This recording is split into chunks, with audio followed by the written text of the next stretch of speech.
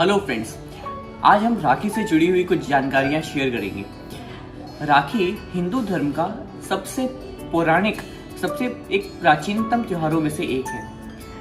आपको ये जान के अत्यंत आश्चर्य हो सकता है कि दिवाली, होली, जन्माष्टमी जैसे जो हम त्योहार मनाते हैं उससे भी कहीं अधिक पुराना है राखी का त्योहार। और जैसे जैसे हम आधुनिक समाज में आगे बढ़े, हमने इसका दायरा संकुचित कर दिया सिर्फ भाई और बहन के लिए, जबकि राखी का धर्म, राखी का ये जो त्योहार है ये बहुत व्यापक है। मतलब अगर हम पौराणिक कहानियों से सीखने की कोशिश करें तो पति पत्नी, फ्रेंड्स और शिष्य और गुरु, इन सभी में राखी की परंपरा थी। इन्हीं से जुड़ी हुई कुछ पौराणिक कहानियों का मैं आपको ब्रीफली शेयर करता हूँ, तो आप समझ सकेंगे कि किस तरह से हिंदू धर्म में राखी का प्रचलन बढ़ा और किस तरह से इसका विस्तार हुआ। सबसे जो पहली कहानी है वो है यमुना और यमराज की। यमराज को सूर्यपुत्र भी बोला जाता है। किसी कारणवश उनकी माता, जो जिन्हें छाया बोला जाता है, उन्होंने उन्हें श्राप दे दिया। इस श्राप के होने के बाद वो काफ़ी परेशान थे। इस परेशानी को समझते हुए उनकी जो बहन थी यमुना, उनके पास पहुंची और एक रक्षा सूत्र उनके हाथों पर बांधा। वो इस प्रभाव से इतने खुश हुए क्योंकि उस टाइम पे जब वो एक मुश्किल दौर से गुजर रहे थे, उसमें जब इस भाव से वो बहुत खुश हुए, वो बहुत प्रसन्न हुए और उन्हें बहुत शक्ति प्रदान हुई।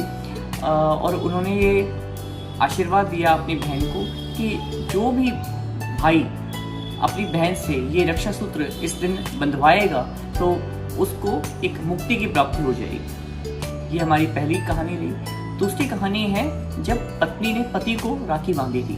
वो है इंद्राणी और इंद्र की। एक देवासुर संग्राम चल रहा था और देवता बहुत बुरी तरह असुरों से पराजित हो रहे थे। जब इंद्र इसी देवासुर संग्राम के लिए निकल रहे थे, तब इंद्राणी ने अपनी पूजा करने के उपरांत इंद्र को यह रक्षा सूत्र बांधा और उनकी विजय की कामना करी। हमारी जो तीसरी कहानी है वो जुड़ी हुई है माता लक्ष्मी और भगवान विष्णु से और राजा बलि। तो राजा बलि जिन्हें हम जानते हैं वामन अवतार के थ्रू भी, भगवान विष्णु ने वामन अवतार लिया था और उन्होंने बलि से 3 वरदान मांगे। एक में उन्होंने पृथ्वी मांग ली, दूसरे में स्वर्गलोक मांग लिया। जब राजा बलि के पास देने के लिए कुछ नहीं था तो उन्होंने अपना सर उनको प्रदान कर दिया। भगवान वामन अवतार ने अपना पैर उनको रख दिया और उनको पाताल लोक में भेज दिया। राजा बलि जानते थे कि वामन अवतार के रूप में विष्णु उनके पास आए हैं और उनसे सिर्फ जमीन, सिर्फ प्रॉपर्टी मांग रहे हैं। लेकिन वो जानते थे कि अगर वो ये प्रॉपर्टी दे भी दें तो भी, लेकिन अगर भगवान का आशीर्वाद मुझे मिल जाए तो वो हमेशा सुखी रह सकते हैं। यही सोचकर उन्होंने सब कुछ दे दिया था। जब राजा बलि पातालोक में रहने लगे तो उन्होंने प्रार्थना करी भगवान विष्णु से कि वो द्वारपालक के रूप में उनके राज्य में वास करें। अब भगवान विष्णु पातालोक में द्वारपालक के रूप में रहने लगे और वहां माता लक्ष्मी अपने बैकुंठ धाम में अकेली पड़ गई थी। इसी से बेचैन होने के बाद माता लक्ष्मी ने एक ब्राह्मणी का रूप धारण किया और श्रावण मास की पूर्णिमा को, जिस दिन हम लोग राखी का त्योहार मनाते हैं, उसी दिन वह राजा बलि के पास पहुंची और उन्हें एक रक्षा सूत्र बांधा। इसी रक्षा सूत्र के पश्चात उन्होंने ये वरदान मांगा कि उनके पति को, जो द्वारपालक के रूप में भगवान विष्णु हैं, उन्हें आज़ाद कर दिया जाए ताकि वह सुखपूर्वक बैकुंठ धाम में अपने पति के साथ रह सकें। इससे जुड़ी जो चौथी कहानी है वो है मित्रता की, कि मित्रता में राखी कहाँ से आई। तो ये इस तरह से हुआ कि भगवान श्री कृष्ण ने जब सुदर्शन चक्र चलाया शिशुपाल के खिलाफ, तब सुदर्शन चक्र जब उनके पास वापस आया तो उनके उंगली बहुत बुरी तरह से इंजर्ड हो गई थी और उनमें से खून बहने लगा। द्रौपदी ये खड़ी देख रही थी। उन्होंने उसी समय अपने साड़ी का पल्लू में से कपड़ा फाड़ा और भगवान श्री कृष्ण के हाथ पे पट्टी बांध दी।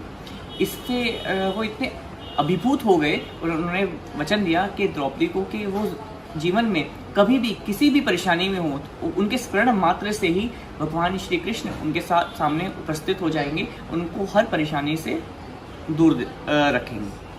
पांचवी कहानी जुड़ी है भगवान श्री गणेश से। भगवान श्री गणेश को रक्षा सूत्र बांधने उनकी बहन मनसा देवी आई थी। यह देख उनके जो दो पुत्र थे, शुभ और लाभ, वह भी उनसे आग्रह करने लगे कि हमारी तो कोई बहन ही नहीं है, हम किससे ये रक्षा सूत्र बंधवाएं। तब भगवान गणेश ने अपने मन शक्ति से माँ संतोषी माँ, जिसे हम जानते हैं, उत्पन्न करी और वो बनी शुभ और लाभ की बहन। और ये परंपरा तब से शुरू हुई कि तब बहन एक भाई को रक्षा सूत्र बांधती है। इसके अलावा जो हिस्टोरिकली गुरु अपने शिष्यों को, क्योंकि जिस तरह की हमारी एजुकेशन सिस्टम थी, बच्चे गुरुकुल के अंदर पढ़ा करते थे और अपने घरों से बहुत दूर रहते थे। जब वर्षा ऋतु होती थी वो बड़ा मुश्किल समय होता था, और चाहे बच्चे अपने घर पे जाएं या घर से वापस आएँ तो एक बहुत लंबा सफ़र उनको तय करना होता था। तो जब वो घर से निकलते थे तब उन्हें रक्षा सूत्र बांधे जाते थे, और जब वो गुरुकुल छोड़ते थे तो गुरु उन्हें रक्षा सूत्र बांधते थे। जनेऊ की परंपरा भी राखी से जुड़ी हुई है कि जिस तरह से हम जनेऊ धारण करते हैं वो भी एक रक्षा सूत्र ही है। शादी के बाद जब विवाहिता बिछुआ धारण करती है वो भी एक राखी का ही स्वरूप है। ये इन सभी का मतलब है रक्षा से। रक्षा सिर्फ शारीरिक रक्षा नहीं होती, यह होती है भक्ति से, धर्म से, आत्मा से, धन से। तो इसी तरह से हम लोग अपने राष्ट्र के नाम भी राखी बांध सकते हैं। आप अपने अपने सामर्थ्य के हिसाब से एक दूसरे की रक्षा कर सकते हैं। ये थी कुछ जानकारियाँ राखी से जुड़ी हुई। आशा है आपको पसंद आई होगी। Thank you.